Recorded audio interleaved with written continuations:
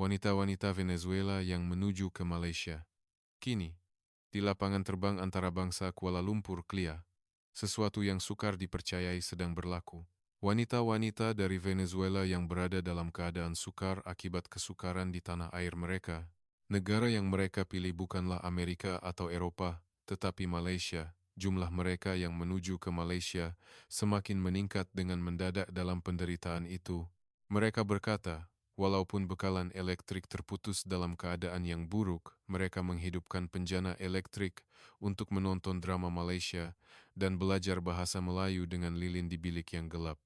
Ini karena Malaysia telah menghulurkan banyak bantuan perubatan dan makanan, malah menyediakan sokongan perubatan dan program khas untuk rakyat.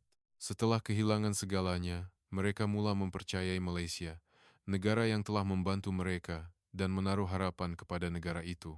Akibatnya, dalam masa yang singkat, puluhan ribu orang telah mendaftar di saluran perkawinan antarabangsa ke Malaysia, dan beberapa kumpulan aplikasi pesanan telah diwujudkan. Apa yang telah berlaku kepada mereka di tengah-tengah kesukaran di tanah air mereka? Kisah mereka yang menyayat hati, namun menyentuh perasaan kini bermula. Saya Nami Sato, 32 tahun, seorang jururawat dari Venezuela. Sebelum konflik bermula, saya bekerja seperti biasa di Hospital University di ibu negara. Saya masuk kerja pada waktu pagi, menjaga pesakit, dan mengakhiri hari dengan memasak makan malam bersama suami saya, Kenji. Pada hujung minggu, kami berjalan-jalan di tepi sungai atau bersembang dengan rakan-rakan di kafe. Saya tidak tahu betapa berharganya kehidupan harian yang biasa itu pada masa itu. Segala-galanya hancur berkecai dalam sekelip mata. Saya masih ingat fajar pada malam letupan pertama kedengaran. Sebaik saja saya terjaga dari tidur, tingkap bergegar, dan cahaya jingga memancar dari jauh. Kenji menggenggam erat tangan saya dan berkata, Nami, ia sudah bermula. Perkara yang kita takuti, hospital serta-merta menjadi medan perang. Mangsa yang cedera dibawa masuk tanpa henti, dan kami berulang-alik dari bilik pembedahan ke bilik kecemasan tanpa sempat tidur. Kanak-kanak yang berlumuran darah, pemuda yang kehilangan kaki, orang tua yang duduk terpana karena kehilangan keluarga. Wajah setiap seorang daripada mereka kekal, sebagai parut yang dalam di hati saya. Sebulan selepas konflik bermula, Kenji menerima perintah kerahan. Saya akan kembali segera. Pertempuran ini tidak akan berpanjangan, Nami. Itu adalah kata-kata terakhirnya. Namun, 3 bulan kemudian, saya menerima berita bahwa komunikasi dengan unitnya terputus. Hilang. Perkataan yang dingin dan berat itu menyelubungi seluruh hidup saya. Saya dihantui oleh mimpi ngeri. Kenji memanggil nama saya di suatu tempat, tetapi saya tidak dapat mencarinya. Apabila saya bangun, bantal saya basah dengan air mata, dan saya takut untuk tidur semula. Walaupun begitu, saya tidak boleh berhenti bekerja di hospital, karena seseorang perlu tinggal di sini untuk membantu orang ramai. Pada suatu hari, saya bertemu dengan seorang wanita tua di koridor hospital. Dia adalah seorang yang sering datang ke hospital setelah kehilangan cucunya. Apabila dia melihat saya keluar selepas bertugas malam, dia bertanya, Nami, kenapa kamu masih tinggal di sini? Apa yang dilakukan oleh seorang muda sepertimu di tempat seperti ini? Saya menjawab dengan senyuman pahit, seseorang perlu tinggal di sini untuk menjaga orang ramai, bukan? Tetapi soalan wanita tua itu mengganggu sudut hati saya. Mengapa saya benar-benar tinggal? Adakah kerana harapan bahwa Kenji mungkin kembali? Atau adakah kerana meninggalkan tempat ini terasa seperti meninggalkan dia sepenuhnya? Saya tidak tahu jawabannya. Saya hanya mampu menahan diri setiap hari. Jalan-jalan di ibu negara tidak lagi seperti dahulu. Di antara bangunan yang runtuh, berselerak sisa-sisa yang pernah menjadi rumah seseorang. Pada waktu malam, siren serangan udara berbunyi. Orang ramai berlari ke tempat perlindungan bawah tanah, dan kanak-kanak menangis dalam pelukan ibu bapa mereka. Apabila hari-hari seperti itu berulang, emosi saya beransur-ansur menjadi kebas. Saya tidak dapat merasakan kesedihan, ketakutan, maupun harapan. Saya hanya bergerak seperti mesin, menghabiskan hari itu, pergi ke hospital, berjumpa pesakit, pulang ke rumah, makan makanan dalam tin, menyalakan lilin, menulis diari, dan tidur. Beberapa bulan berlalu seperti itu. Musim berubah. Tetapi konflik tidak berakhir. Malah, ia semakin sengit dan lebih ramai orang cedera dan mati. Saya semakin letih, baik secara fisikal maupun mental. Saya naik ke bumbung hospital dan memandang ke langit ibu negara. Langit yang dahulunya penuh dengan bintang kini dilitupi asap dan debu, dan tiada apa-apa yang kelihatan. Pada masa itu, tiba-tiba saya terfikir, adakah benar pilihan untuk terus tinggal di sini? Atau patutkah saya pergi seperti orang lain? Tetapi saya tidak tahu kemana harus pergi atau bagaimana untuk pergi. Hanya persoalan yang tidak jelas yang berlegar di kepala saya. Dan pada saat itu, saya masih tidak tahu bahwa pertemuan yang akan mengubah hidup saya sedang menunggu. Apabila konflik semakin memuncak, kerja hospital juga menjadi semakin sukar, obat-obatan kekurangan, dan bekalan elektrik hanya datang beberapa jam sehari. Apabila bekalan elektrik tiba-tiba terputus semasa pembedahan, kami terpaksa menyelamatkan nyawa pesakit dengan bergantung pada lampu suluh. Keadaan seperti itu berulang, dan saya hampir mencapai batas. Pada suatu hari, pengarah memanggil saya. Nami, khemah pelarian di luar bandar memerlukan bantuan perubatan. Boleh awak bantu selama seminggu? Saya mengangguk. Saya pikir persekitaran yang sedikit berbeza akan menjadi penyelamat bagi saya daripada terus bekerja di hospital. Keesokan paginya, saya mengemas peralatan perubatan dan beberapa helai pakaian ke dalam beg kecil dan menuju ke kem pelarian. Kem itu terletak kira-kira sejam dari ibu negara. Sebaik saja saya tiba, perkara yang pertama saya nampak ialah khemah-khemah yang terbentang luas dan wajah-wajah orang yang letih. Kanak-kanak bermain di atas lumpur dan wanita-wanita beratur panjang menunggu pembahagian makanan.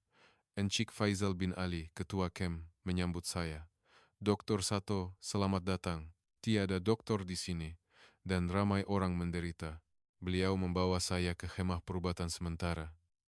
Sudah ada ramai pesakit menunggu di dalam khemah. Orang tua yang batuk, kanak-kanak yang demam, dan pemuda yang menyeret kaki yang cedera. Saya segera memulakan kerja. Saya menjaga pesakit sepanjang hari, dan sebelum saya sadar, hari sudah gelap. Pada waktu malam, Encik Faizal membawa makan malam ringkas. Hanya ini yang ada, sup dalam tin dan sekeping roti. Saya menerimanya dengan penuh kesyukuran. Lebih daripada kelaparan, yang paling menyakitkan adalah melihat wajah-wajah orang yang putus asa. Selepas makan, saya keluar dari khemah dan seorang wanita mendekati saya. Doktor, bolehkah awak lihat anak perempuan saya? Dia batuk berhari-hari. Saya mengikutinya ke dalam khemah. Di dalam khemah kecil itu, seorang gadis berusia kira-kira 7 tahun berbaring, wajahnya pucat, dan terdapat bunyi dari dadanya setiap kali dia bernafas. Saya meletakkan stetoskop dan mendengar bunyi paru-parunya. Itu adalah bronkitis. Jangan risau. Saya akan preskripsi antibiotik. Dia akan sembuh dalam beberapa hari. Wanita itu memegang tangan saya sambil menangis. Terima kasih, dokter. Terima kasih banyak-banyak. Saya keluar dari khemah dan mula merawat pesakit lain. Beberapa jam kemudian, saya tiba-tiba melihat sekumpulan wanita berkumpul. Mereka mengelilingi unggun api kecil dan bercakap tentang sesuatu. Rasa ingin tahu timbul, dan saya perlahan-lahan mendekati mereka. Saya dapat mendengar perbualan mereka. Betul ke kita boleh pergi ke Malaysia? Saya dengar, lelaki Malaysia sangat mementingkan keluarga. Betul tak? Di sana tidak ada perang dan selamat. Malaysia. Perkataan itu menarik perhatian saya. Mengapa Malaysia, bukan Amerika atau Eropa? Saya mendekati mereka dan bertanya, maaf, adakah awak bercakap tentang Malaysia? Wanita-wanita itu memandang saya dengan terkejut seketika, tetapi kemudian seorang daripada mereka mula bercakap. Ya, betul. Kami bermimpi untuk pergi ke Malaysia. Saya duduk di sebelah mereka. Malaysia? Kenapa Malaysia? Kemudian seorang wanita yang lebih tua menjawab, bukankah Malaysia sebuah negara yang membina kemakmuran daripada kemiskinan dan konflik awal, seperti kita? Sebuah negara yang bangkit semula dari masa lalu yang sukar, dan kini ia adalah salah satu tempat yang paling selamat di dunia. Wanita lain menambah, selain itu, orang Malaysia menghargai komuniti. Saya dengar mereka mempunyai budaya berbakti kepada keluarga. Saya kehilangan kata-kata seketika. Orang-orang yang putus asa di tengah-tengah perang ini menaruh harapan kepada sebuah negara bernama Malaysia. Saya tidak tahu sejauh mana harapan itu realistik, tetapi mata mereka sangat serius. Jadi, bagaimana awak akan pergi ke Malaysia? Menjawab soalan saya, seorang wanita muda mengeluarkan telepon pintarnya dan menunjukkannya kepada saya. Ada saluran maklumat perkawinan antara bangsa ke Malaysia dalam aplikasi message. Sudah ada beribu-ribu orang yang menyertainya. Saya melihat skrin telepon pintarnya. Terdapat message yang tidak terkira banyaknya yang ditukar, bahan pembelajaran bahasa Melayu, pengenalan kepada budaya Malaysia, prosedur perkawinan antara bangsa, malah cadangan drama Malaysia. Lihat ini, wanita Venezuela yang telah pergi ke Malaysia berkongsi maklumat. Syarikat mana yang bagus, kawasan mana yang selesa untuk didiami, mereka beritahu semuanya. Saya menjadi semakin terkejut. Ini bukan hanya cerita impian. Mereka adalah orang yang benar-benar merancang dan membuat persediaan. Malam itu, saya kembali ke khema saya dan berbaring, tetapi saya tidak dapat tidur, Malaysia. Perkataan itu terus berlegar di kepala saya. Mungkinkah itu benar-benar menjadi tempat permulaan yang baru? Atau adakah ia hanya harapan yang rapuh yang dipegang di tengah-tengah keputusasaan? Saya tidak tahu. Tetapi satu perkara yang pasti, di tengah-tengah perang ini, orang ramai akan berpegang pada apa sahaja untuk terus hidup. Dan negara bernama Malaysia telah menjadi sesuatu untuk mereka. Seminggu di kem pelarian menunjukkan banyak perkara kepada saya. Secara luaran, saya pergi sebagai sukarelawan perubatan. Tetapi sebenarnya, saya menemui dunia yang sama sekali berbeza. Semasa tinggal di kem, saya sering terdengar perbualan wanita secara tidak sengaja. Mereka bercakap tentang Malaysia ketika mereka mengambil air, mencuci pakaian, atau menunggu pembahagian makanan. Pada mulanya saya pikir ia adalah kebetulan, tetapi kemudian saya sadar bahwa ia adalah satu tren. Pada suatu petang, saya sedang melihat pesakit di khemah perubatan. Saya terdengar suara dua orang wanita dari khemah sebelah. "Mariko, awak dah semak saluran tu. Ada maklumat baru." Ya, saya dah tengok. Ada posting mengatakan seorang lelaki Malaysia yang tinggal di Selangor sedang mencari wanita Venezuela, kan? Umurnya 45 tahun, menguruskan ladang. Dia kata dia boleh terima walaupun ada dua anak. Tangan yang memegang stetoskop saya terhenti. Ini bukan sekadar gosip. Mereka bertukar maklumat yang spesifik. Selepas melihat pesakit, saya mendekati kedua-dua wanita itu. "Maaf, saya terdengar perbualan awak tadi. Awak tahu banyak tentang Malaysia, ya?" Kedua-dua mereka kelihatan sedikit terkejut, tetapi seorang daripada mereka segera tersenyum dan berkata, "Di sini, Malaysia macam kata laluan. Terutama bagi orang seperti kami. Kata laluan? Ya, kami tak cakap kuat-kuat, tapi semua orang tahu Malaysia boleh jadi jalan keluar kami." Wanita lain menambah, "Sejak konflik bermula, banyak negara yang cakap nak bantu Venezuela, tapi sebenarnya tak banyak tempat yang orang biasa macam kami boleh pergi. Visa Amerika terlalu ketat, Eropah pun sama. Tapi Malaysia berbeza.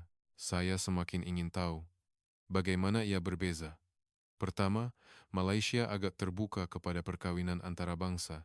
Selain itu, saya dengar ada program pekerjaan khas untuk pelarian Venezuela. Yang paling penting, orang Malaysia tak tengok kami dengan simpati semata-mata, tapi tengok kami sebagai rakan yang boleh bangkit bersama. Kata-kata itu menyentuh hati saya. Bukan simpati, tetapi rakan. Saya tahu betapa besarnya perbezaan itu. Semasa bekerja di hospital, saya bertemu dengan ramai orang dari pertubuhan amal yang tidak terkira banyaknya. Mereka baik hati, tetapi ada pandangan seolah-olah mereka mengasihani kami. Seolah-olah mereka hanya melihat kami sebagai objek yang perlu dibantu. Jadi, adakah sudah ada orang yang benar-benar pergi ke Malaysia? Menjawab soalan saya, seorang wanita menunjukkan telepon pintarnya. "Tengok nih, wanita ni pergi ke Malaysia tahun lepas. Sekarang dia tinggal dekat Kuala Lumpur." Skrin memaparkan gambar seorang wanita Venezuela. Pangsa puri yang bersih, senyuman yang cerah, dan seorang lelaki Malaysia di sebelahnya. Dia bawa dua anak, tapi suaminya sangat menyayangi anak-anaknya. Mereka juga bersekolah di Malaysia. Dia menunjukkan gambar lain. Wanita ni bekerja di syarikat teknologi maklumat. Dia belajar bahasa Melayu dan kini menjadi ketua pasukan. Saya kehilangan kata-kata. Ini bukan fantasi. Ia adalah sesuatu yang benar-benar berlaku. Malam itu, saya mengeluarkan telepon pintar saya di Hema dan membuka aplikasi message. Apabila saya menaip Malaysia dalam kotak carian, puluhan saluran muncul. Perkawinan antara bangsa ke Malaysia, maklumat pekerjaan Malaysia, bilik belajar bahasa Melayu, kelab memahami budaya Malaysia. Saya memasuki saluran yang mempunyai bilangan ahli paling ramai. Bilangan ahlinya melebihi 30.000 orang. Setiap hari, ada posting baru, profil lelaki Malaysia, iklan pekerjaan, cara memohon visa, bahan pembelajaran bahasa Melayu, malah resipi makanan Malaysia. Di ruangan komen, soalan dan jawaban berterusan tanpa henti. Berapa sejuk musim sejuk di Malaysia? Bolehkah anak-anak saya bersekolah jika saya bawa mereka? Saya langsung tak boleh cakap bahasa Melayu. Adakah mungkin untuk dapat kerja? Dan orang yang sudah berada di Malaysia menjawab dengan baik. Musim sejuk tak sejuk sangat dan pengangkutan awam bagus, jadi tak ada masalah. Sudah tentu, Malaysia adalah negara yang sangat mementingkan pendidikan. Saya pun tak boleh cakap bahasa Melayu pada mulanya, tapi sekarang perbualan harian tak ada masalah. Jangan putus asa. Saya terus membaca saluran itu selama berjam-jam. Semakin saya membaca, semakin saya sadar bahwa Malaysia bukanlah sekadar lokasi geografi.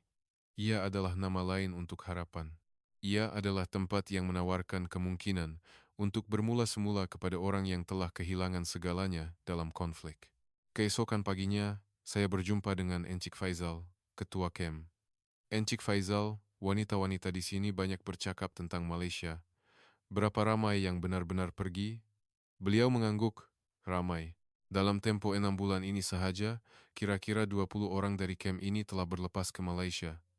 20 orang? Ya, kebanyakan mereka melalui perkawinan antara bangsa, dan beberapa orang melalui pekerjaan. Kerajaan Malaysia telah mewujudkan program khas untuk pelarian Venezuela. Adakah mereka berjaya? Bagaimana keadaan mereka? Encik Faizal tersenyum. Kebanyakan mereka baik-baik sahaja. Kadang-kadang mereka hantar mesej kepada saya. Mereka kata mereka sudah biasa dengan kehidupan di Malaysia. Sudah tentu ada kesukaran, tetapi ia adalah persekitaran yang jauh lebih baik daripada di sini. Saya mengangguk perlahan. Petang itu, saya pergi semula ke tempat wanita-wanita berkumpul. Kali ini saya bertanya, bagaimana cara untuk pergi ke Malaysia? Saya nak tahu prosedur yang spesifik. Mata wanita-wanita itu bersinar, seolah-olah mereka telah menemui rakan.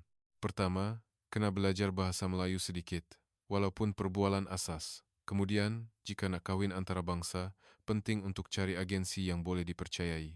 Ada banyak penipuan.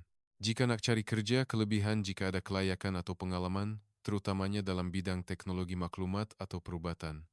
Saya memberitahu mereka bahwa saya seorang jururawat. Bolehkah saya bekerja di Hospital Malaysia? Seorang wanita membuka matanya luas-luas. Jururawat? Itu sempurna. Saya dengar Malaysia kekurangan kaki tangan perubatan. Jika kelayakan awak diiktiraf, awak pasti boleh dapat kerja segera. Mendengar kata-kata itu, hati saya berdebar. Mungkin. Ia benar-benar mungkin. Harapan bahwa permulaan baru, menerima kehidupan tanpa kenji dan hidup semula, mungkin boleh berlaku di Malaysia, mula berputik sedikit demi sedikit. Seminggu di kem pelarian berakhir, dan saya kembali ke hospital. Tetapi hati saya telah berubah sepenuhnya. Rasa ingin tahu saya tentang Malaysia semakin membesar, dan saya mahu tahu lebih banyak lagi. Semasa bekerja di hospital, saya menyimak saluran aplikasi message setiap kali ada masa lapang. Saya membaca setiap kali ada maklumat baru dan mendengar pengalaman orang lain.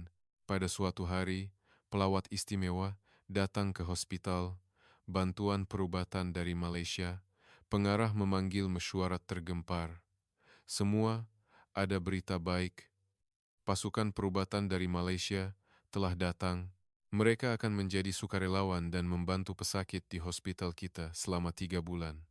Pintu bilik mesyuarat dibuka, dan 5 orang Malaysia masuk. Mereka tunduk hormat dan memperkenalkan diri seorang demi seorang. Di antara mereka, Terdapat seorang doktor bernama Dr. Hafiz bin Saleh. Berusia lewat 30-anan. Beliau bercakap dalam bahasa Inggris yang lancar. Selamat sejahtera. Nama saya Dr. Hafiz bin Saleh. Saya seorang pakar ortopedik. Saya datang untuk membantu Venezuela kali ini. Saya berbesar hati dapat bekerja dengan Anda semua. Saya merasakan keikhlasan dalam pandangan matanya. Bukan simpati atau rasa tanggung jawab, tetapi keinginan untuk membantu dari hati. Mesyuarat berakhir, dan pengarah memanggil saya, Nami, saya nak awak bekerja dengan Dr. Hafiz. Sebab awak paling fasih berbahasa Inggris. Saya gembira menerima. Saya fikir bekerja dengan dokter Malaysia adalah peluang terbaik untuk mengetahui lebih lanjut tentang Malaysia. Keesokan harinya, saya mula merawat pesakit bersama Dr. Hafiz. Beliau benar-benar seorang dokter yang hebat. Beliau memeriksa setiap pesakit dengan teliti dan memberi perhatian kepada butiran kecil.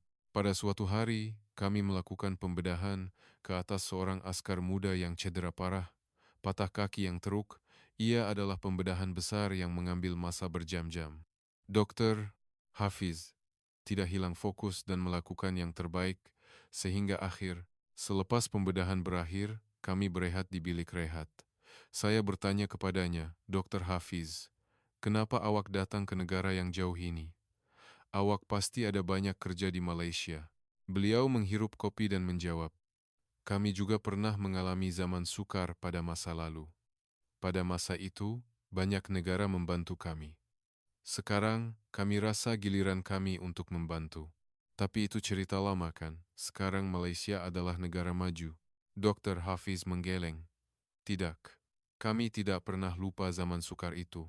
Itulah sebabnya kami rasa kami perlu membantu lebih lagi. Kata-kata beliau menusuk hati saya. Orang Malaysia tidak melupakan masa lalu dan berusaha membalas budi yang diterima. Saya tahu betapa mulianya hati itu. Beberapa hari kemudian, Dr. Hafiz mencadangkan kepada saya, Nami, nak ikut saya ke timur untuk bantuan perubatan. Saya dengar mereka juga memerlukan banyak bantuan di sana. Saya bersetuju tanpa teragak-agak. Sebenarnya, saya mempunyai sebab lain. Saya ingin tahu tentang cerita yang saya dengar di kamp pelarian, kampung di timur yang menonton drama Malaysia dengan penjana elektrik. Kami menaiki truk yang penuh dengan bekalan perubatan dan menuju ke timur. Perjalanan itu sukar. Kami terpaksa memintas jalan yang dimusnahkan oleh letupan dan melalui beberapa pusat pemeriksaan. Setelah memandu beberapa jam, kami tiba di sebuah kampung kecil.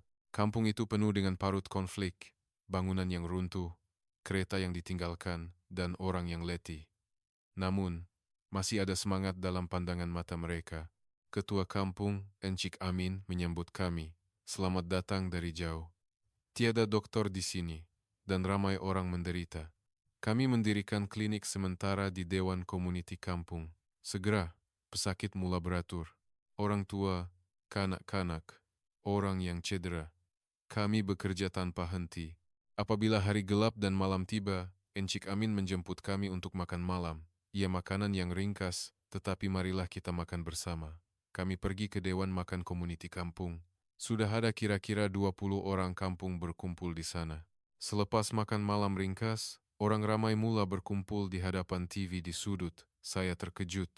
Ada TV di tempat yang tidak ada bekalan elektrik. Encik Amin ketawa dan menjelaskan. Kami hidupkan penjana elektrik dan boleh tonton kira-kira 2 jam sehari. Ia adalah satu-satunya hiburan di kampung. Beliau menghidupkan penjana elektrik dan tidak lama kemudian TV menyala.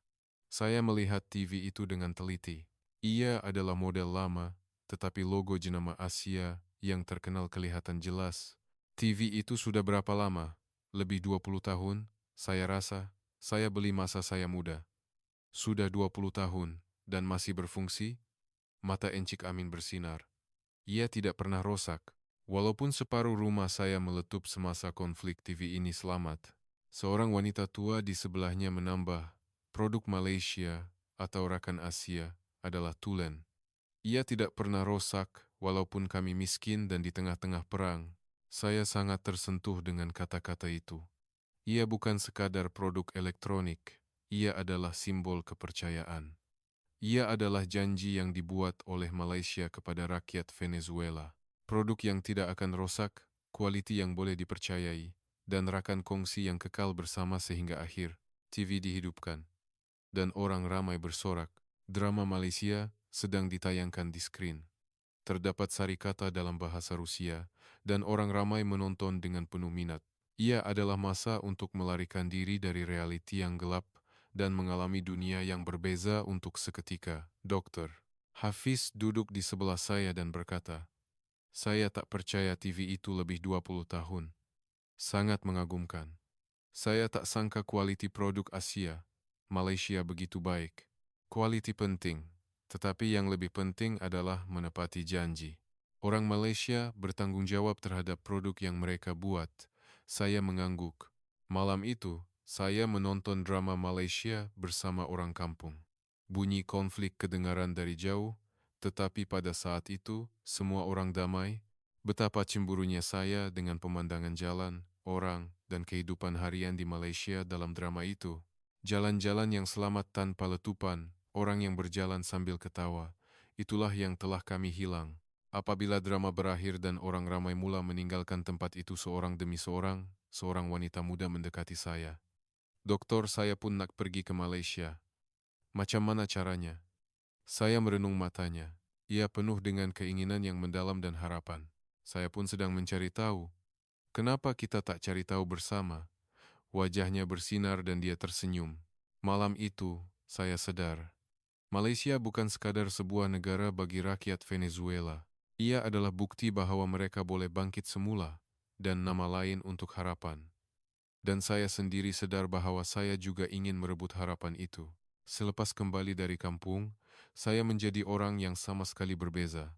Rasa ingin tahu saya tentang Malaysia menjadi hampir obsesi, dan saya menjadikan tabiat untuk menyemak saluran aplikasi message setiap malam. Selepas selesai bekerja di hospital, saya pulang ke rumah, menyalakan lilin, dan melihat telepon pintar saya. Saya mula memuat turun dan menonton drama Malaysia, dan saya juga memasang aplikasi pembelajaran bahasa Melayu. "Selamat sejahtera, terima kasih. Nama saya Nami." Saya mengulangi dengan sebutan yang janggal, dan saya belajar bahasa Melayu sedikit demi sedikit. Sudah tentu, ia bukan perkara yang mudah. Ia adalah sistem bahasa yang sama sekali berbeza daripada bahasa Sepanyol atau bahasa Rusia, tetapi saya tidak berputus asa. Saya percaya bahwa jika saya belajar sedikit demi sedikit setiap hari, saya akan dapat bercakap suatu hari nanti. Pada suatu hari, semasa waktu rehat di hospital, seorang rakan juru rawat bertanya kepada saya, "Nami, kenapa sejak kebelakangan ni awak asyik tengok telefon pintar je?" Saya teragak-agak sedikit, tetapi saya bercakap dengan jujur. "Saya sedang belajar bahasa Melayu. Saya sedang merancang untuk pergi ke Malaysia." "Belajar bahasa Melayu? Kenapa? Awak pun ikut tren tuh." "Bukan tren, tapi saya serius memikirkannya." Yuki menarik kerusi dan duduk di sebelah saya. Saya pun dengar. Malaysia populer di kalangan wanita Venezuela kebelakangan ini. "Tapi awak kan juru rawat. Awak diperlukan di sini. Kenapa awak nak pergi?" Saya mengeluh. "Di sini, saya hanya nampak kematian setiap hari. Saya tak nampak harapan, tapi Malaysia berbeza. Saya rasa saya boleh mulakan permulaan baru di sana." Yuki memegang tangan saya. "Saya faham, saya pun kadang-kadang rasa nak keluar dari sini. Kalau macam tu, awak pun cuba cari tahu tentang Malaysia. Saya dengar juru rawat sangat diperlukan di sana." Yuki ketawa. "Saya akan fikirkan. Tapi bahasa Melayu tu susah sangat, kan?" "Susah, tapi tak mustahil.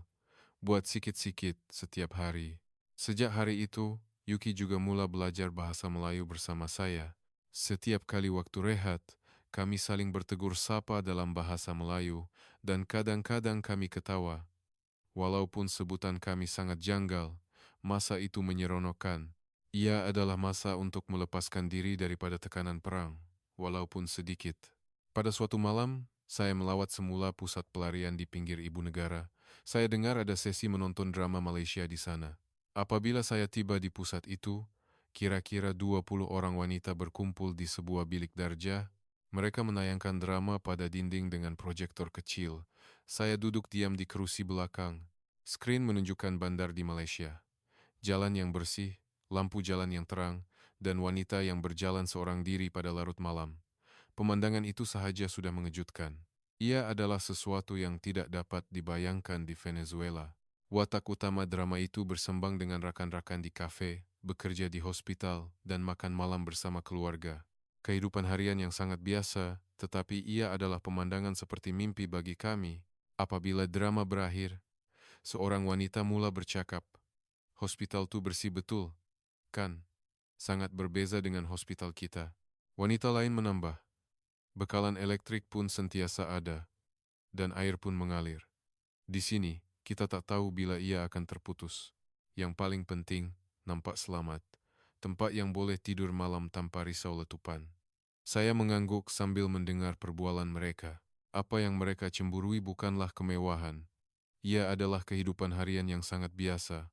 Elektrik, air, keselamatan, keamanan. Perkara yang kami anggap biasa sebelum konflik. Selepas sesi berakhir, saya berbual dengan penganjur, Akiko.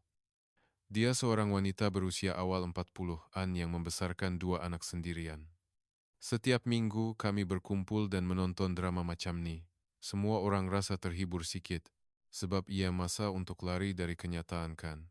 Tapi kenapa drama Malaysia? Akiko berfikir sejenak sebelum menjawab. Drama Amerika terlalu glamor, jauh daripada kami. Drama Eropa pula gelap, tapi drama Malaysia berbeza.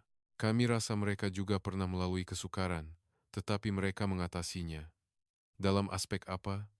Dalam drama, digambarkan kepentingan keluarga, kesedaran komuniti, dan budaya saling membantu. Itulah yang telah kami hilang. Sejak konflik bermula, orang ramai hanya fikirkan diri sendiri, tapi Malaysia nampak berbeza. Saya sangat bersetuju dengan kata-kata itu. Ia benar-benar betul. Venezuela sebelum konflik juga mempunyai budaya komuniti.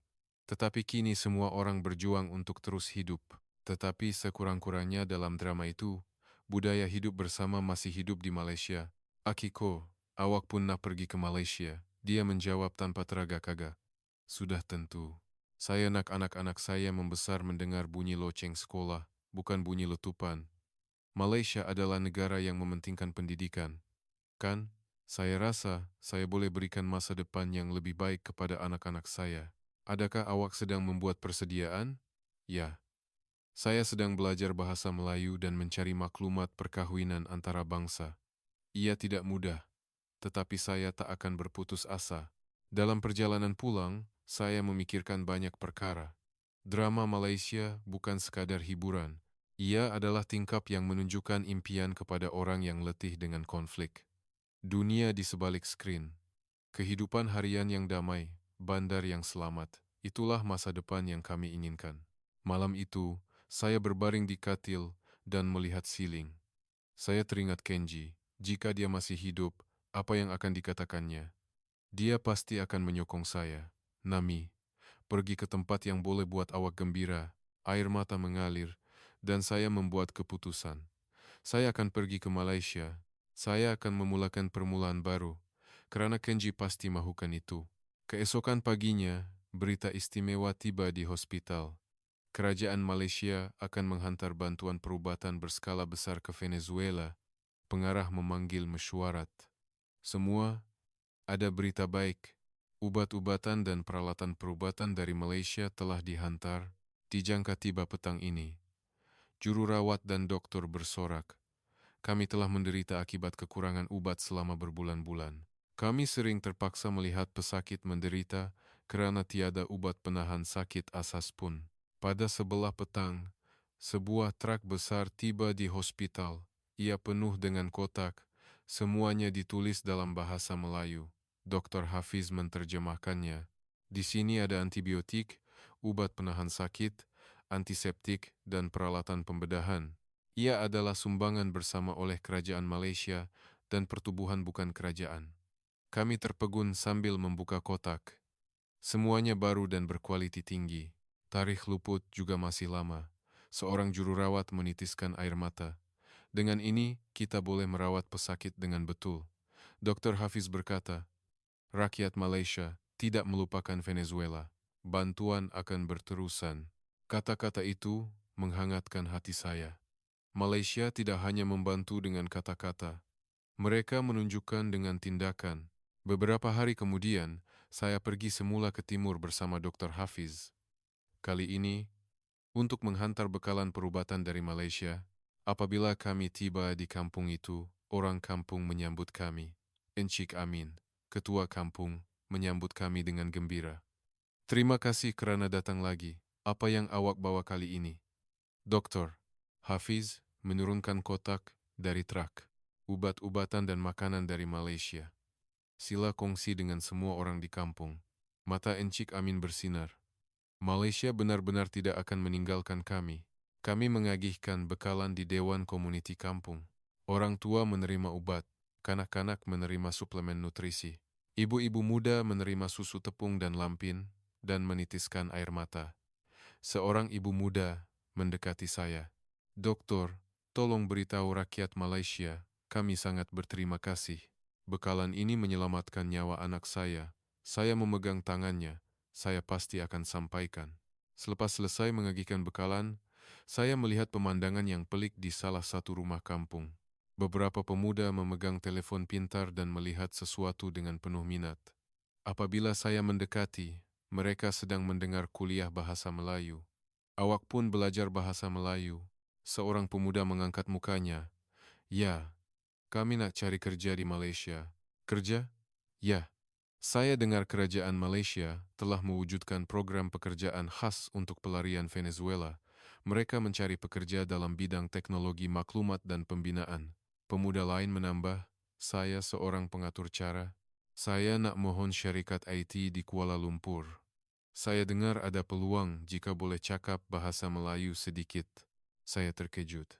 Perkawinan antara bangsa bukan satu-satunya jalan. Terdapat juga jalan untuk pergi ke Malaysia melalui pekerjaan, di mana awak belajar bahasa Melayu, kuliah dalam talian. Ada banyak kuliah percuma di aplikasi message. Orang Venezuela yang tinggal di Malaysia mengajar secara sukarela. Saya merasakan harapan dalam kata-kata itu. Malaysia bukan mimpi, tetapi realiti. Ia adalah tempat yang boleh saya pergi jika saya bersedia dan berusaha. Malam itu, saya makan malam bersama Dr. Hafiz di Dewan Komuniti Kampung. Ia adalah makanan ringkas, tetapi hati kami gembira. Selepas itu, saya bertanya kepada Dr. Hafiz, Dr. Hafiz, adakah ramai pelarian Venezuela di Malaysia? Ya, semakin bertambah. Pada mulanya sedikit, tetapi sekarang ada beberapa ratus orang. Kebanyakan mereka berjaya menyesuaikan diri. Apa yang mereka lakukan kebanyakannya pelbagai. Ada yang bekerja di syarikat Malaysia, ada yang menguruskan restoran, ada juga yang mengajar bahasa Rusia di sekolah. Rakyat Malaysia menyambut mereka dengan mesra. Kalau begitu, jururawat seperti saya pun boleh bekerja? Dokter, Hafiz memandang tepat ke mata saya. Sudah tentu, Malaysia kekurangan jururawat. Jika kelayakan awak diiktiraf, awak boleh bekerja segera. Awak berminat? Saya teragak-agak seketika, tetapi saya bercakap dengan jujur. Ya, saya serius memikirkannya. Saya rasa itu pilihan yang baik. Saya akan bantu awak. Saya akan berikan maklumat dan kenalan yang diperlukan. Pada saat itu, hati saya berdebar. Ini benar-benar mungkin. Jalan untuk pergi ke Malaysia akan dibuka di hadapan saya. Dalam perjalanan pulang ke ibu negara, saya merenung di luar tingkap. Malaysia bukan sahaja memberikan bantuan material kepada Venezuela. Mereka menanam harapan, mereka memberikan kepercayaan bahwa kami boleh bangkit semula. Dan saya juga ingin merebut harapan itu. Saya ingin menerima kehidupan tanpa Kenji dan memulakan permulaan baru di Malaysia.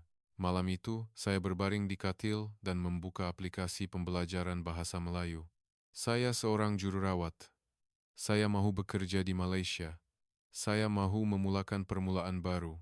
Saya mengulangi dengan sebutan yang janggal, dan saya mula membina masa depan saya sedikit demi sedikit, masa depan yang bernama Malaysia. Beberapa hari sebelum Dr. Hafiz pulang ke Malaysia, beliau membuat cadangan istimewa kepada saya. Nami, ada seorang profesor pengajian Malaysia di Universiti Ibu Negara. Pergilah jumpa dia. Memahami sejarah dan budaya Malaysia akan banyak membantu. Saya bersetuju dengan gembira. Saya mau tahu lebih mendalam tentang Malaysia. Beberapa hari kemudian, saya melawat universiti. Walaupun sebahagian bangunan telah dimusnahkan oleh konflik, kuliah masih diteruskan. Pejabat Profesor Lim terletak di hujung koridor tingkat 3. Apabila saya mengetuk pintu, seorang profesor yang kelihatan berusia awal 60-an membuka pintu. Awak Nami Sato. Ya, doktor. Hafizda beritahu saya. Sila masuk. Pejabat itu penuh dengan buku. Dinding dipenuhi rak buku, dan terdapat timbunan buku di atas meja. Kebanyakan buku itu berkaitan dengan Malaysia. Sila duduk. Mahu minum teh? Tidak. Terima kasih. Terima kasih kerana meluangkan masa. Profesor itu duduk di kerusi dan berkata, Dr. Hafiz beritahu saya awak sedang memikirkan tentang Malaysia. Ada apa-apa yang awak nak tahu tentang Malaysia? Saya berfikir sejenak sebelum bertanya Profesor, kenapa begitu ramai rakyat Venezuela berminat dengan Malaysia, bukan Amerika atau Eropa? Profesor Lim tersenyum. Soalan yang bagus. Jawabannya ada dalam sejarah. Beliau mengambil album gambar lama dari rak buku. Lihat ini. Apabila beliau membuka album itu, muncul gambar hitam putih. Bandar yang musnah, bangunan yang runtuh, kanak-kanak yang kelaparan. Ia sangat mirip dengan keadaan Venezuela sekarang. Ini adalah Kuala Lumpur pada tahun 1957, sejurus selepas Malaysia mencapai kemerdekaan. Saya terkejut. Ini Kuala Lumpur? Ya. Malaysia menghadapi tempoh yang sukar. Penjajahan, konflik dalaman, dan kemiskinan. Negara itu bergelut untuk mencari identitinya. Profesor itu mengeluarkan bahan lain. Pada tahun 1960, pendapatan negara kasar per kapita Malaysia adalah 230.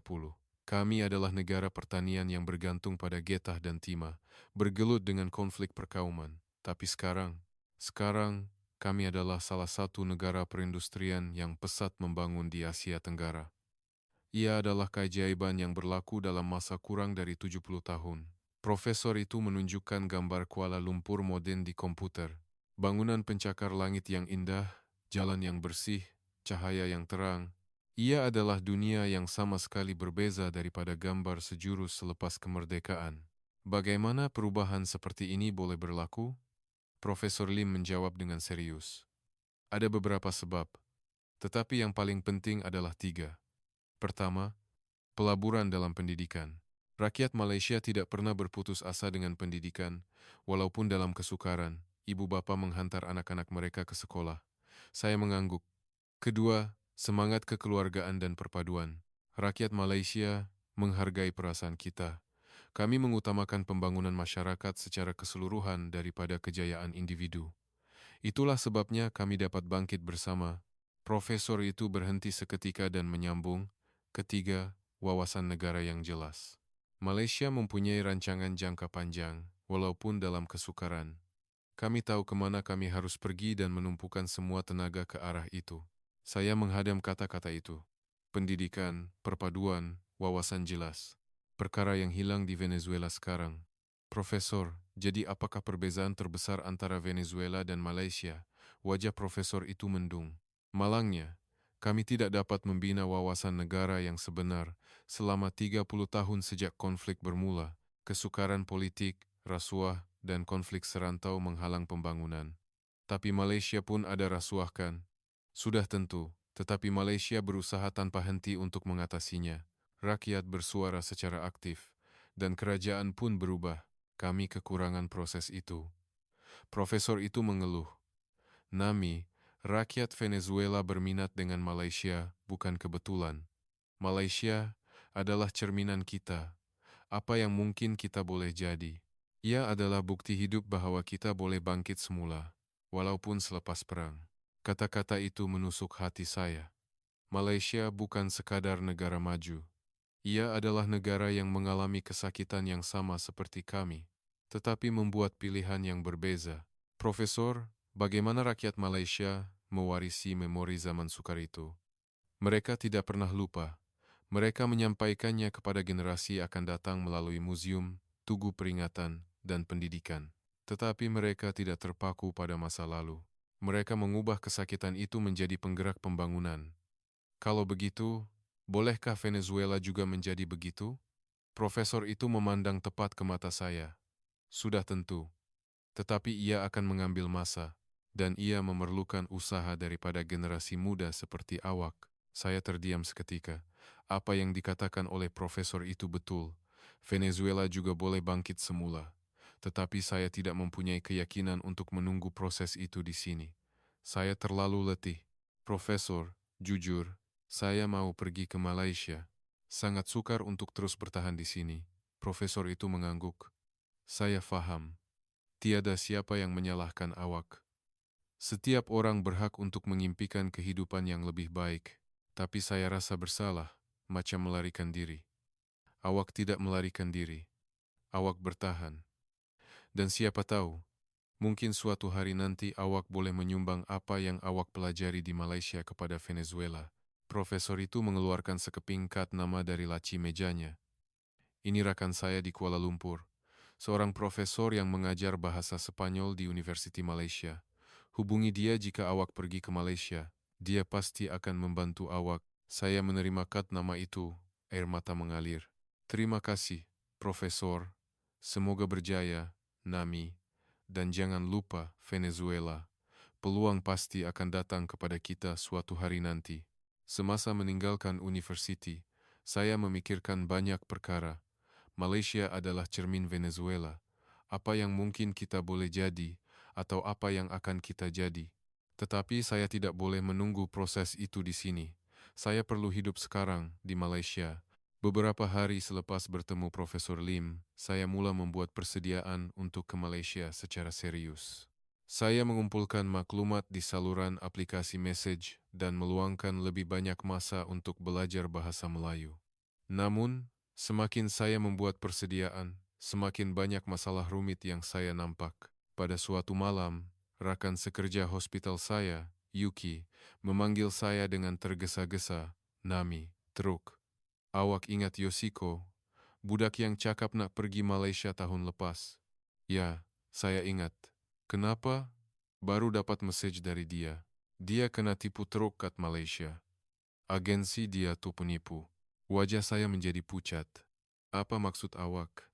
Yuki menunjukkan telepon pintarnya. Terdapat message daripada Yoshiko. Agensi tu cakap dia akan perkenalkan suami yang baik. Dia tunjuk gambar rumah pun. Tapi bila saya sampai Malaysia, ia sangat berbeza. Suami saya ketagih alkohol dan rumah tu usang. Lebih teruk lagi, dia ambil pasport saya supaya saya tak boleh lari. Nasib baik polis tolong saya lari, tapi sekarang saya tak ada tempat nak pergi. Saya terkejut. Malaysia bukanlah harapan untuk semua orang. Adakah ini sering berlaku? Yuki mengangguk. Kalau tengok saluran tu ada banyak posting amaran. Berhati-hati dengan agensi penipu. Saya segera membuka aplikasi message. Memang ada banyak posting amaran. Jangan sesekali guna agensi ini, penipu. Pastikan awak semak setiap sudut kontrak sebelum pergi ke Malaysia. Berhati-hati jika syaratnya terlalu bagus. Saya berpeluh dingin. Saya terlalu mengambil mudah. Saya fikir Malaysia mudah dan tidak memikirkan risikonya. Keesokan harinya, saya melawat sekolah bahasa Melayu di ibu negara. Saya mahu mendengar cerita daripada orang yang benar-benar membuat persediaan untuk ke Malaysia. Sekolah itu terletak di tingkat 2 sebuah bangunan kecil.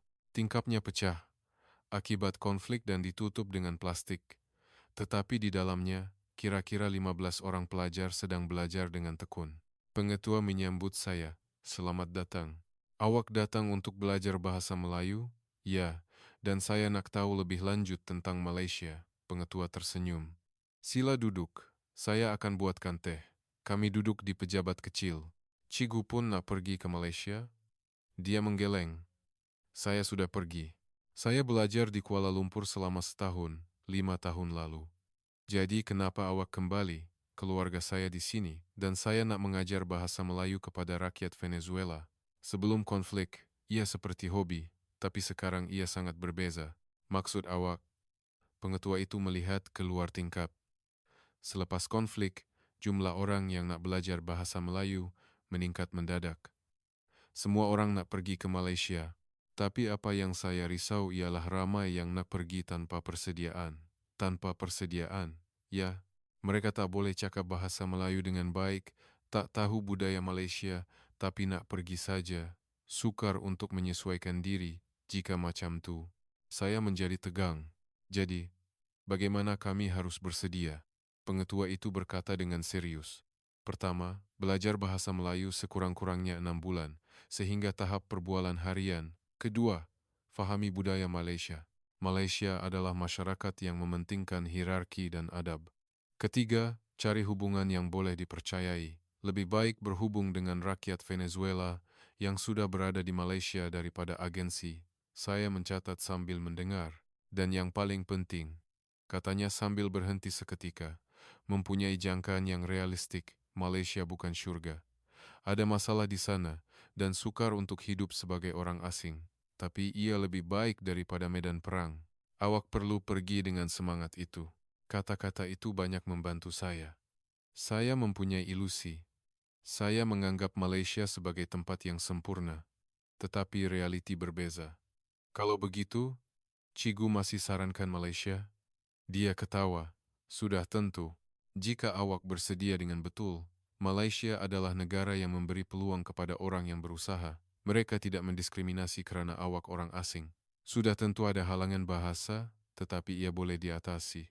Kuliah berakhir, dan saya berbual dengan beberapa pelajar. Akim, 27 tahun, seorang pengatur cara IT. Saya dah mohon syarikat permulaan di Kuala Lumpur. Saya dah buat temu duga dalam talian dan berjaya. Saya akan berlepas bulan depan. Tahniah. Awak buat banyak persediaan. Saya belajar bahasa Melayu 6 bulan dan baca banyak buku tentang budaya Malaysia, dan saya berhubung dengan pembangun Venezuela yang sudah ada di KL. Mereka banyak membantu. Yumi, 35 tahun, ibu kepada 3 anak. Saya sedang membuat persediaan untuk perkahwinan antara bangsa, tapi saya sangat berhati-hati. Saya tak percaya agensi. Saya sendiri bercakap dengan lelaki Malaysia secara dalam talian dan buat panggilan video berkali-kali. Bagaimana dengan anak-anak awak? Saya dengar pendidikan di Malaysia bagus. Jika anak-anak saya boleh membesar dengan selamat, itu yang paling penting. Petang itu, dalam perjalanan pulang, saya memikirkan banyak perkara. Malaysia adalah harapan, tetapi juga disertai risiko. Jika saya pergi tanpa persediaan, saya mungkin menjadi seperti Yoshiko. Tetapi jika saya bersedia dengan betul, saya boleh berjaya seperti Hakim. Saya membuat keputusan. Saya tidak akan tergesa-gesa. Saya akan belajar bahasa Melayu sekurang-kurangnya 6 bulan, belajar budaya Malaysia, dan membina hubungan yang boleh dipercayai. Dan saya akan mempunyai jangkaan yang realistik. Malaysia bukan syurga, tetapi ia adalah tempat yang memberi peluang untuk permulaan baru. Itu sudah cukup. Tempat yang boleh saya tinggalkan medan perang dan hidup semula, itulah semua yang saya inginkan. Sejak hari itu, saya membuat persediaan ke Malaysia dengan lebih berhati-hati.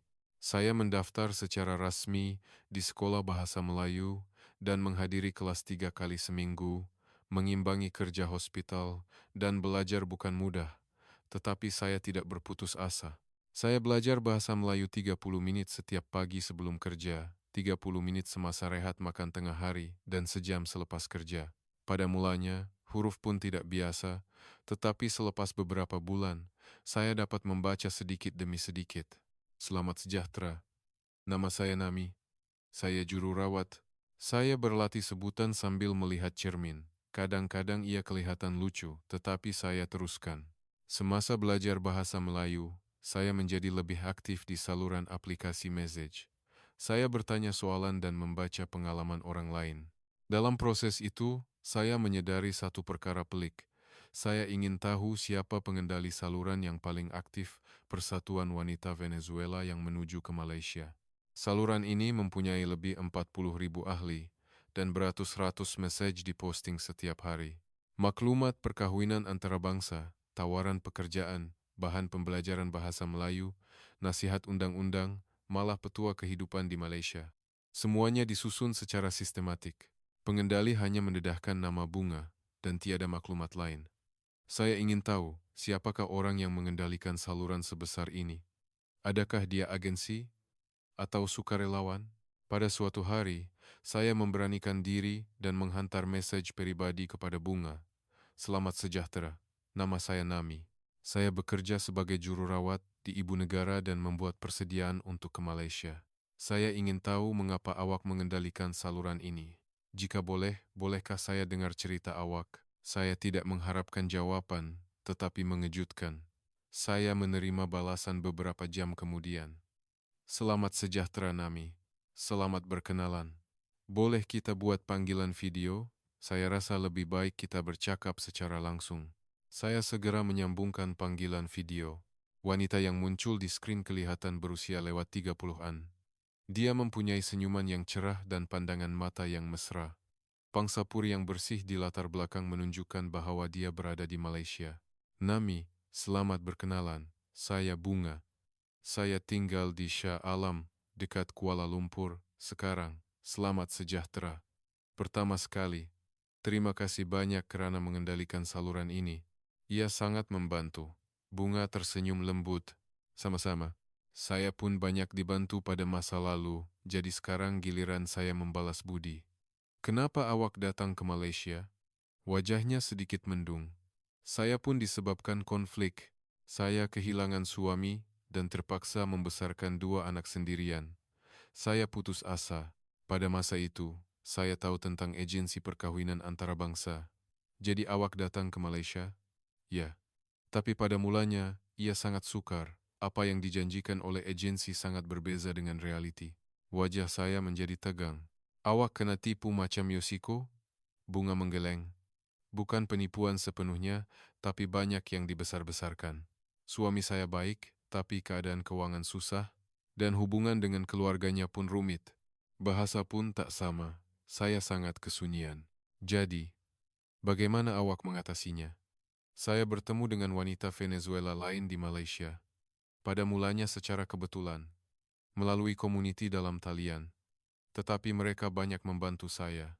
Belajar bahasa Melayu, perbezaan budaya, masalah undang-undang. Bunga berhenti seketika dan menyambung. Pada masa itu, saya sadar kami perlu saling membantu. Daripada menunggu agensi atau sesiapa sahaja, kami perlu membina rangkaian kami sendiri. Jadi awak buat saluran aplikasi message itu? Ya. Pada mulanya, saya mulakan dengan beberapa rakan. Ia adalah perjumpaan kecil untuk berkongsi maklumat dan memberi nasihat. Tapi ia tersebar dari mulut ke mulut dan semakin membesar. Sekarang ada lebih 40.000 ahli. Saya kagum. Saluran ini bukan untuk tujuan komersial. Ia benar-benar tempat untuk saling membantu. Bunga, mengendalikan saluran ini tak susah ke? Menguruskan 40.000 orang sendirian bukan perkara yang mudah. Dia ketawa. Saya tak sendirian. Ada 15 ahli pasukan operasi. Semua wanita Venezuela yang tinggal di Malaysia. Setiap orang ada peranan. Ada yang menguruskan nasihat undang-undang. Ada yang membuat bahan bahasa Melayu. Ada yang mengumpulkan maklumat pekerjaan. Semua sukarelawan? Ya, kami tak dapat wang. Sebaliknya, kami dapat lebih banyak. Kepuasan saling membantu. Bunga berkata dengan wajah serius. Nami, ada satu perkara yang saya mesti beritahu awak. Malaysia adalah tempat yang ada peluang, tapi ia bukan syurga. Ada diskriminasi di sini, dan sukar untuk hidup sebagai orang asing. Terutamanya halangan bahasa adalah masalah yang sangat besar. Saya sudah bersedia, tapi jika saya bersedia dengan betul, saya boleh mengatasinya, kan? Macam awak. Saya pun tak boleh cakap sepatah bahasa Melayu pun masa saya mula-mula datang ke Malaysia. Sekarang saya bekerja di syarikat Malaysia. Saya buat kerja penterjemahan. Sangat hebat. Awak pun boleh. Lebih-lebih lagi jururawat. Malaysia kekurangan kaki tangan perubatan. Bunga berkongsi dokumen di skrin. Ini adalah prosedur untuk pengiktirafan jururawat Malaysia. Ia rumit, tapi tak mustahil. Sudah ada 2 jururawat Venezuela yang berjaya. Saya membaca dokumen itu dengan teliti.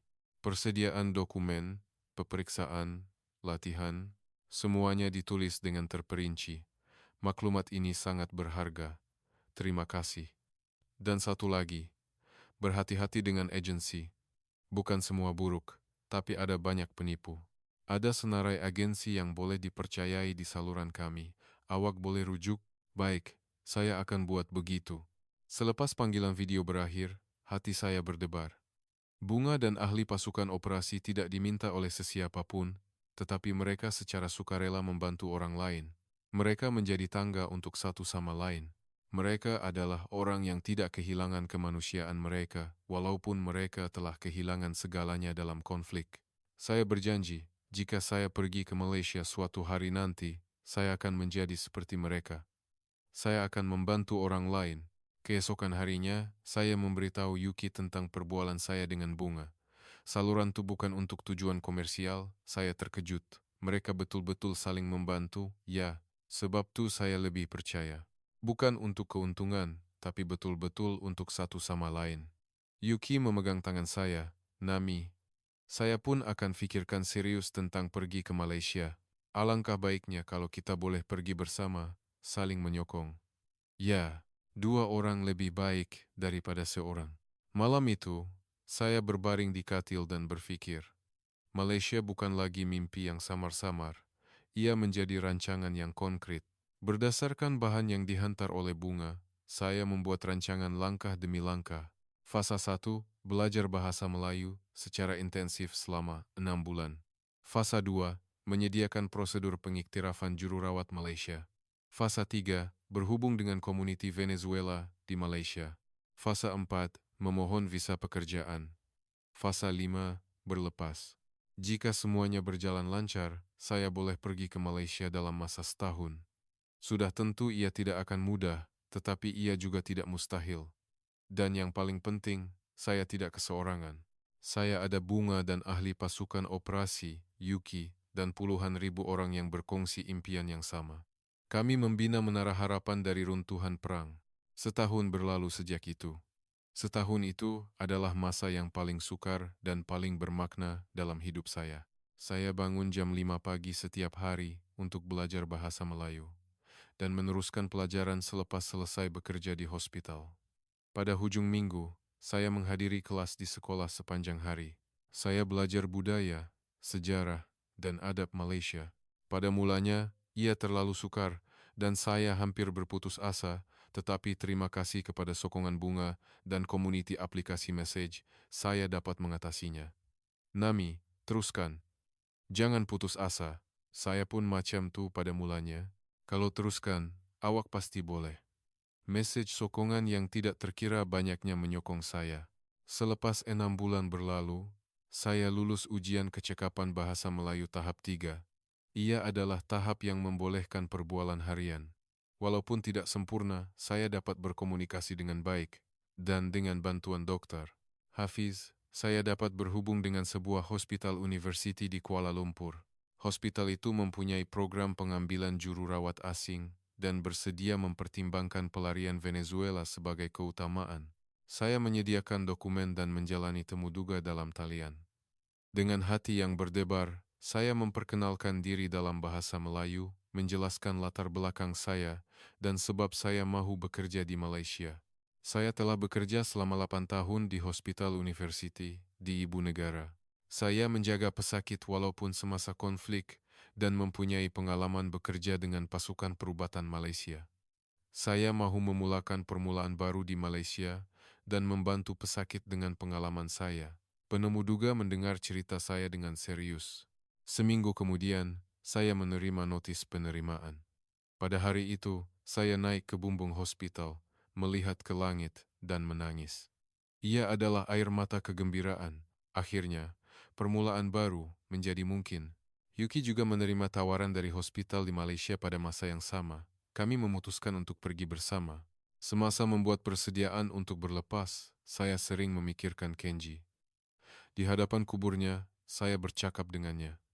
Kenji, saya akan pergi ke Malaysia. Saya akan mulakan kehidupan baru. Saya tak lupakan awak, saya hanya hidup. Saya percaya awak pun mahukan itu. Angin bertiup, dan daun-daun pokok bergegar, seolah-olah Kenji menjawab. Pergilah, Nami.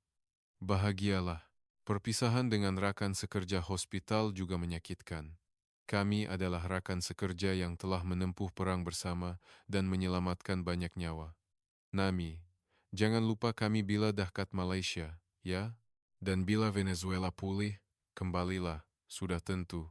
Saya tak akan lupa. Sehari sebelum berlepas, saya meninggalkan message terakhir di saluran aplikasi message. Semua, esok saya akan berlepas ke Malaysia. Terima kasih banyak atas bantuan awak semua sepanjang setahun ini. Terutamanya kepada Bunga dan ahli pasukan operasi, saya tidak tahu bagaimana nak mengucapkan terima kasih. Saya mahu menyumbang kepada komuniti ini walaupun saya sudah berada di Malaysia. Kepada semua yang sedang membuat persediaan, jangan putus asa, awak pasti boleh. Beratus-ratus komen diterima. Tahniah, pergi dan jaga diri. Saya pun akan pergi tak lama lagi. Nami bagi saya semangat. Bahagialah di Malaysia. Dan akhirnya, hari itu tiba. Pada suatu hari pada Ogos 2025, Yuki dan saya menaiki pesawat yang menuju ke lapangan terbang antarabangsa Kuala Lumpur, KLIA, meninggalkan ibu negara. Semasa pesawat berlepas, saya melihat keluar tingkap. Tanah Venezuela semakin kecil, penuh dengan parut perang, tetapi ia tetap tanah air saya. Air mata mengalir, tetapi tiada penyesalan. Selamat tinggal, Venezuela. Kita akan bertemu lagi suatu hari nanti. Masa penerbangan adalah 11 jam. Sepanjang masa itu, saya membaca semula bahan bahasa Melayu dan menonton dokumentari tentang Malaysia. Saya penuh dengan ketegangan dan harapan. Akhirnya, saya akan pergi ke negara yang saya impikan selama ini. Apabila pesawat mendarat di KLIA, jantung saya berdebar kencang. Lapangan terbang yang bersih, kemudahan yang teratur, pemandangan yang saya lihat dalam drama terbentang di hadapan mata saya. Selepas selesai pemeriksaan imigresen dan mengambil bagasi, saya keluar dan Bunga sedang menunggu. Nami, Yuki, selamat datang. Kami berpelukan dan menangis. Kami tidak pernah bertemu secara langsung, tetapi kami sudah seperti keluarga. Bunga, terima kasih banyak-banyak. Sebab awaklah kami boleh sampai ke sini. Sama-sama. Sekarang barulah permulaan. Marilah kita berusaha bersama. Sebaik sahaja saya melangkah keluar dari lapangan terbang, saya menarik nafas dalam-dalam udara Malaysia. Bukan bau asap perang. Ia adalah udara yang bersih. Bukan bunyi letupan. Saya mendengar bunyi kereta dan gelak ketawa orang ramai. Bunga membawa kami ke Pangsapuri dengan kereta. Pemandangan Kuala Lumpur di luar tingkap benar-benar indah. Bangunan tinggi, jalan yang bersih, dan orang yang berjalan dengan aman. Ia sama seperti yang saya lihat dalam drama. Nami, itu Sungai Klang. Ramai orang bersenam dan berdating di sana. Sangat damai, saya tak percaya. Kami tiba di Pangsapuri, dan saya melihat sekeliling bilik. Ia adalah bilik studio kecil, tetapi bersih dan selesa. Elektrik sentiasa ada, air mengalir, dan internet laju. Semua perkara yang tidak dapat dibayangkan di Venezuela. Yuki berkata, di sini, kita tak perlu risau letupan pada waktu malam kan? Kita hanya perlu tidur. Kami saling berpandangan dan ketawa, dan kami menangis. Perasaan lega kerana akhirnya berada di tempat yang selamat, jangkaan untuk permulaan baru, dan kesedihan meninggalkan kampung halaman. Semua emosi bercampur aduk. Malam itu, saya membuka tingkap dan melihat pemandangan malam Kuala Lumpur. Cahaya yang berkelip-kelip, jalan yang sunyi, malam yang damai. Ini adalah kehidupan harian yang saya impikan selama ini. Saya berbaring di katil dan membuka aplikasi message. Bunga telah memuat naik gambar ketibaan kami di saluran itu. Nami dan Yuki telah tiba dengan selamat. Sila beri sokongan untuk permulaan baru mereka. Beribu-ribu likes dan komen diterima. Tahniah. Saya pun akan pergi tak lama lagi. Harapan. Terima kasih. Saya membaca setiap komen sambil menitiskan air mata. Ini bukan hanya perjalanan saya seorang. Ia adalah perjalanan puluhan ribu orang yang berimpian bersama, membuat persediaan bersama, dan menyokong bersama. Dan saya berjanji, saya akan berakar umbi di sini, dan suatu hari nanti, saya akan menjadi orang yang membantu orang lain. Seperti Bunga, saya akan menjadi tangga untuk seseorang. Di luar tingkap, fajar menyingsing. Ia adalah pagi pertama saya di Malaysia. Meninggalkan kegelapan perang, melangkah ke dalam cahaya harapan. Permulaan baru. Kenji, saya dah sampai dengan selamat. Saya akan hidup sepenuh hati di sini. Dan suatu hari nanti, bila Venezuela pulih, saya pasti akan berkongsi apa yang saya pelajari. Saya menutup tingkap, berbaring di katil, dan buat kali pertama, saya tidur tanpa bunyi letupan. Malaysia. Ia adalah negara yang paling jauh, tetapi kini menjadi masa depan saya yang paling dekat. Anda telah menjadi harapan kami yang paling jauh, namun paling dekat. Terima kasih, Malaysia. Bagaimana kisah Nami? Ia adalah pilihan berani seorang wanita yang tidak kehilangan harapan di tengah-tengah runtuhan konflik dan meneruskan ke permulaan baru, dan negara bernama Malaysia yang menghulurkan tangan kepada wanita itu. Kisah ini bukan sekadar kisah migrasi individu. Ia adalah kisah perpaduan yang indah, di mana orang yang telah kehilangan segalanya dalam perang saling membantu dan berusaha untuk bangkit bersama. Dan di tengah-tengah itu, terdapat Malaysia, negara yang mempunyai pengalaman bangkit dari kesukaran 70 tahun yang lalu. Kini, ia adalah negara yang memberi harapan kepada rakyat negara lain. Kami adalah rakyat Malaysia yang berbangga. Kami harap kisah ini meninggalkan sesuatu di hati Anda. Terima kasih kerana mendengar.